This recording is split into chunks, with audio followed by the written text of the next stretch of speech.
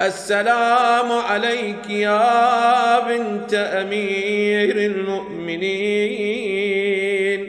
السلام. اعوذ باللہ من الشیطان الرجیم. بسم اللہ الرحمن الرحیم. السلام علیکم ناظرین، میں شفا زہرا ایک بار پھر سے حاضر خدمت ہوں اپنے اس نئے پروگرام کے ساتھ کہ جس کا عنوان ہم نے رکھا ہے جناب زینب سلام اللہ علیہ کی ذات کو، اور جس کا ٹائٹل ہم نے دیا ہے زینب بنت علی دا فیئرلیس لیڈی.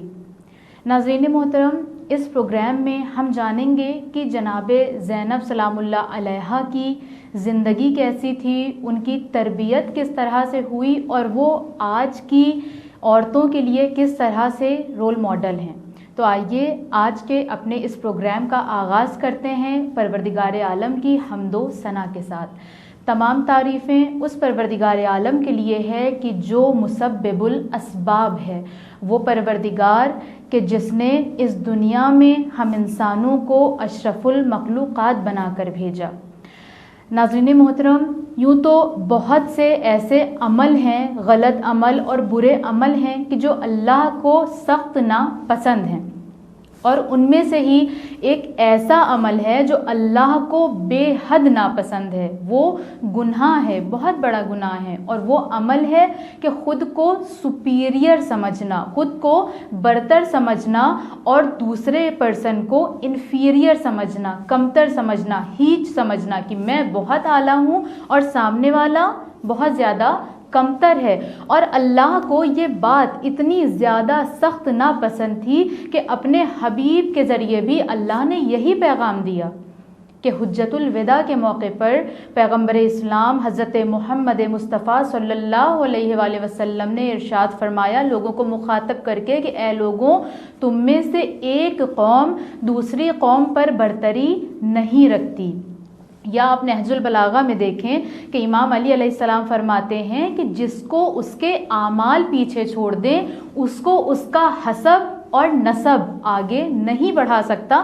یعنی مولائے کائنات نے یہ بتا دیا کہ اگر تمہیں آگے بڑھنا ہے، اگر تمہیں سپیریئر ہونا ہے، تو تمہیں حسب اور نسب کو دکھا کر سپیریئر بننے کی ضرورت نہیں ہے، بلکہ تمہارے اعمال جیسے ہوں گے تم ویسے رہو گے. اب یہ فرق نہیں پڑتا کہ ہم اپنے سر نیم میں رضوی لگائیں، نقوی لگائیں، آبدی لگائیں، زیدی لگائیں، نہیں، یہ فرق نہیں پڑتا. اگر ہمارے اعمال برے ہیں، اہل بیت کے نزدیک وہ قابل قبول نہیں ہے، تو ہم کسی بھی امام سے اپنا تعلق جوڑ لیں، اس کی کوئی امپورٹنس نہیں ہے. لیکن اگر مثال کے طور پر ہمارے نام کے آگے رضوی، نقوی، آبدی، زیدی نہیں ہے، مثلا ہم غیر سید ہیں، لیکن ہمارا عمل ایسا ہے جو اہل بیت کا تقاضا ہے، جو اہل بیت ہم سے تقاضا کرتے ہیں، تو ایسا انسان اہل بیت علیہم السلام کے نزدیک برتر ہے.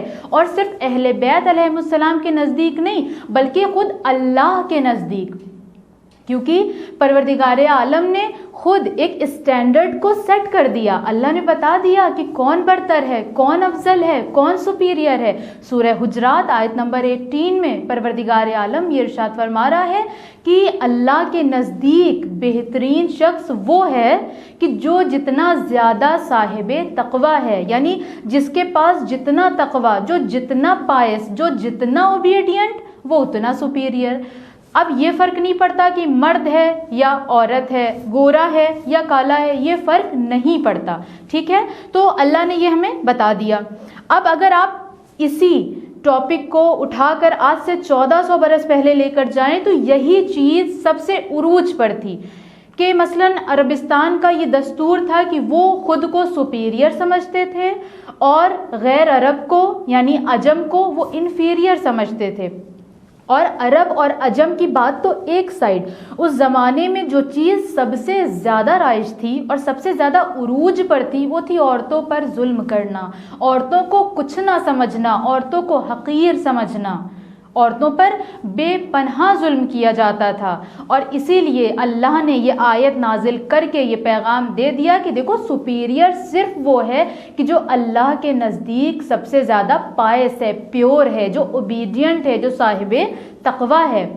اور عورت کو اللہ نے اتنی برتری دی، اتنی افضلیت دی، اتنی عزت دی ہے کہ دین اسلام کے علاوہ کوئی اور اتنی عزت عورت کو نہ دے سکا۔ آپ دیکھیں کہ ایک عورت کے لیے یہی بات کیا کم ہے کہ وہ ایک نبی کی ماں بنتی ہے، وہ ایک امام کی پرورش کرتی ہے، نبوت و امامت اس کی گود میں پروان چڑھتی ہیں۔ اور یہ جو آج میں اور آپ مجلسوں میں جا رہے ہیں، مجلسیں سن رہے ہیں، اپنے امام حسین علیہ السلام پر گریہ کر رہے ہیں، کربلا کی داستان سن رہے ہیں، کربلا کا پیغام سن رہے ہیں، اس کو بھی ہم تک پہنچانے والا کون؟ ایک عورت نے ہی اس پورے مشن کو، امام حسین علیہ السلام کے اس پورے مشن کو ہم تک پہنچایا۔ کون ہے وہ شخصیت؟ کون ہے وہ ہستی؟ وہ ہستی کوئی اور نہیں بلکہ شریکت الحسین جناب زینب کبریٰ، کہ جنہوں نے امام حسین علیہ السلام کے مشن کو مجھ تک اور آپ تک پہنچایا، پوری دنیا تک پہنچایا۔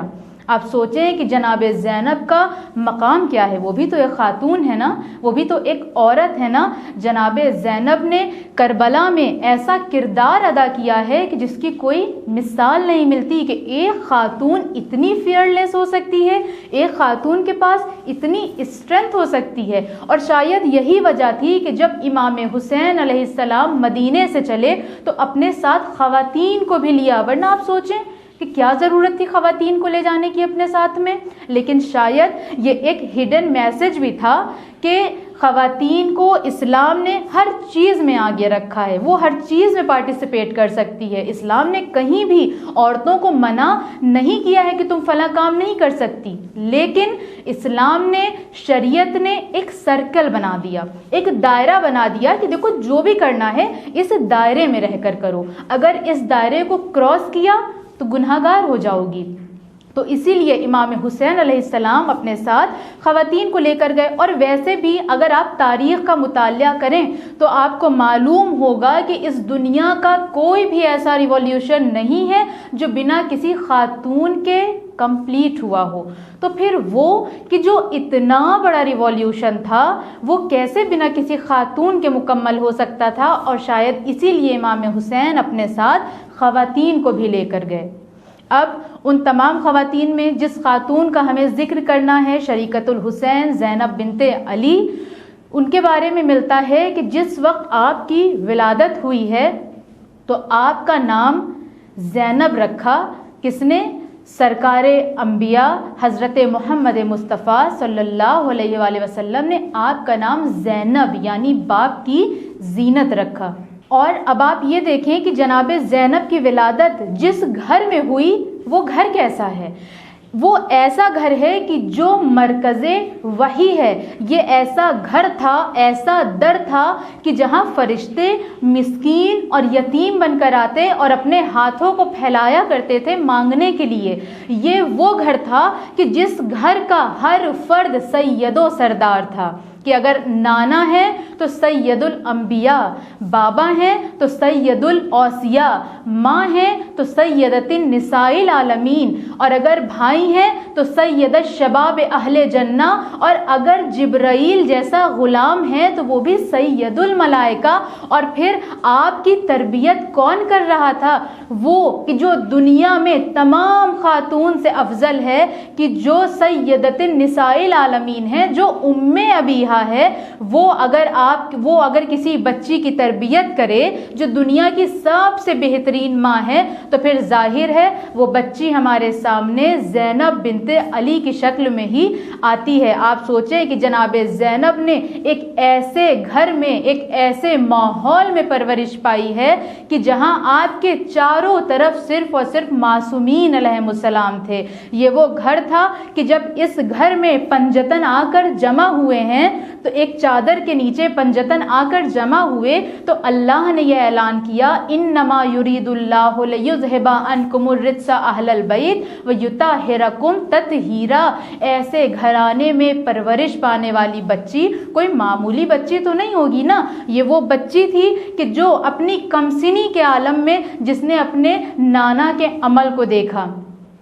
इन्होंने अपनी माँ जनाब फातिमा ज़हरा सलाम अल्लाह अलैहा का अमल देखा, आपको पॉलिटिकली भी एक्टिव देखा, आपको एज अ वाइफ भी देखा कि आप किस तरह से आपका राब्ता मौलाए कायनात के साथ है। आपने उनको एज अ मदर देखा, आपने उनको एज अ डॉटर देखा कि वो कैसी माँ हैं, कैसी बीवी हैं, कैसी बेटी हैं। इन तमाम चीज़ों को जनाब ज़ैनब दर्क कर रही थी। और फिर वो वक्त आया कि जब जनाब फातिमा ज़हरा दरबार में जाती हैं अपने हक़ का मुतालबा करने के लिए, तो भी जनाब ज़ैनब देख रही हैं कि उस वक्त क्या मसला था और उस मसले पर उनकी माँ का क्या अमल था। फिर उसके बाद आपने मौलाए कायनात की ज़िंदगी का भी जायज़ा लिया। आपने देखा कि इमाम अली अलैहिस्सलाम के ऊपर जब बुरा वक्त आया तो आपने किस तरह से सब्र किया। आपने वो वक्त भी देखा जब इमाम अली अलैहिस्सलाम की खिलाफत का ज़माना था, जब आप कूफे में ज़िंदगी बसर कर रहे थे। आपने अपने भाई इमाम हसन अलैहिस्सलाम का भी ज़माना देखा, आपने उनकी भी इमामत का ज़माना देखा। और फिर आप अपने भाई के साथ इमाम हुसैन अलैहिस्सलाम के साथ जब करबला आई तो आपने करबला में अपने भाई इमाम हुसैन के अमल को देखा, उनके किरदार को देखा, उनकी गुफ्तार, उनकी रफ्तार। गरज ये कि पंजतन ने जिस फूल को सजाया वो है जनाबे ज़ैनब सलामुल्लाह अलैहा। ये वो खातून थी कि जो मासूम न होते हुए भी उस दर्जे तक पहुंची थी कि जहां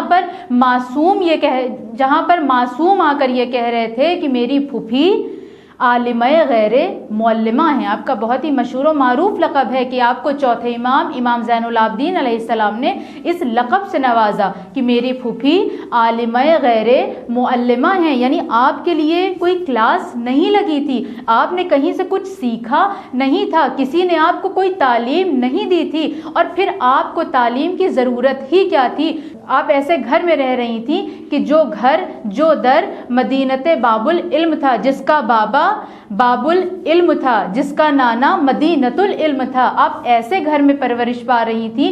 तो फिर जाहिर है जब हमने करबला और बादे करबला जनाब ज़ैनब के किरदार का मुतालिया किया तो ये देखकर बहुत ताज्जुब नहीं हुआ, क्योंकि जनाब ज़ैनब ने ऐसी आगोश में तरबियत पाई कि जिसमें तरबियत पाने के बाद एक खातून को अगर बनना चाहिए तो ज़ैनब बिनते अली की शक्ल में ही बनना चाहिए और उनके ही किरदार में सामने आना चाहिए। तो नाजरीन, जनाबे ज़ैनब सलामुल्लाह अलैहा के बारे में हमने आज के एपिसोड में इन तमाम चीज़ों को जाना कि आपकी परवरिश किस तरह से हुई थी, किन मासूमीन के दरमियान आपकी परवरिश हुई थी। इस प्रोग्राम को हम कंटिन्यू रखेंगे और आपसे मुलाकात होगी हमारे नेक्स्ट एपिसोड में, जिस जनाब ज़ैनब की दूसरी क्वालिटीज़ पर फोकस करेंगे और उनकी लाइफ से लेसन्स लेंगे ताकि हम भी ज़ैनबी किरदार के सांचे में ढल सकें। और यहाँ पर रुक कर मैं एक बात ज़रूर कहना चाहूँगी कि हम लोग मजलिसों में या प्रोग्राम्स में अक्सर किसी भी मासूमीन की या जनाब ज़ैनब सलामुल्लाह अलैहा की जब फजीलत सुनते हैं, जब उनकी क्वालिटीज़ सुनते हैं, तो हमारे जहन में ये ज़रूर आता है कि हम कहाँ उन जैसे बन सकते हैं। और ये फैक्ट है कि हम उनके जैसे तो नहीं बन सकते, लेकिन एक बात जो मैं अक्सर रिपीट करती हूँ वो ये कि हम उनके जैसे बन तो नहीं सकते, लेकिन हम उनके नक्शे कदम पर चलने की कोशिश तो कर सकते हैं। मसलन एक फूल है, कोई हमसे कहे तुम फूल बन जाओ, हम फूल नहीं बन सकते हैं, लेकिन उस फूल की जो खुशबू है उसको ले सकते हैं, उसको हम अपने अंदर एब्जॉर्ब कर सकते हैं। तो हमें यही करना है कि हमें जनाब ज़ैनब सलामुल्लाह अलैहा के नक्शे कदम पर चलना है, उनके किरदार से उन तमाम चीज़ों को अपने अंदर एब्जॉर्ब करना है कि जिससे हम वाकई ज़ैनबी बन सकें, कि हमसे अमीरुल मोमिनीन राज़ी हो सकें, जनाब फातिमा ज़हरा राज़ी हो सकें। क्योंकि हमारा मकसद यही है, अल्लाह ने हमें इस दुनिया में इसीलिए भेजा ताकि हम इन मासूमीन के नक्शे कदम पर चलें, इनको हम अपना आइडियल बनाएं। ये इसलिए नहीं आए इस दुनिया में कि बस हमने इनके फ़ज़ाइल पढ़े और मसाइब पढ़े और इनफ नहीं, बल्कि फ़ज़ाइल और मसाइब पढ़ना ये तो एक ज़रिया है अपने मकसद, अपनी मंजिल तक पहुंचने का। और मंजिल हमेशा बड़ी होती है मकसद से, मकसद ज़रिए से, ज़रिया हमेशा छोटा होता है और मकसद और मंजिल हमेशा बड़ी होती है। तो इस ज़रिए के, ये जो ज़रिया है, ये जो वसीला है हमारे पास ज़िक्र का, ان کی زندگی سے کچھ سیکھنے کا، اسے سیکھ کر ہمیں اس لیول پر پہنچنا ہے کہ جہاں پر ہمیں اہل بیت علیہم السلام دیکھنا چاہتے ہیں۔ ناظرین محترم،